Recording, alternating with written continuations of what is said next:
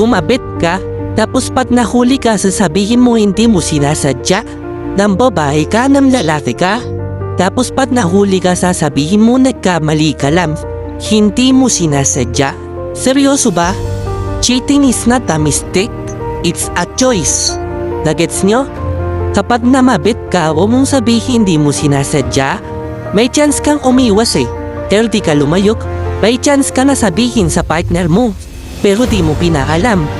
May chance ka na hindi maipagkita. Pero nakipagkita ka pa din ang hindi niya alam. May chance ka na hindi siya replyan. Pero nireplyan mo pa din. May chance ka na hindi i-accept yung friend request niya. Pero in-accept mo pa din. Alam mo yan paon yan magiging threat sa relationship mo pero bakit ganon? Pinapasok mo pa din. Lahat ng desisyon na to, lahat to galing sa'yo. Meron kang choices eh. Pili mo yon.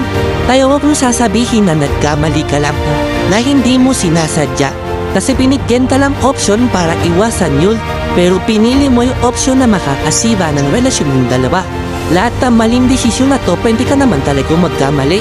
Pero isang beses lang. Pero kapag inulit mo pa rin yung magandang klaseng desisyon, kamti na iwan mo na lang yung partner mo. Kasi wala ka naman talagang kwenta. Kumbaga nakatatak na sa puso't isip mo na manluloko ka.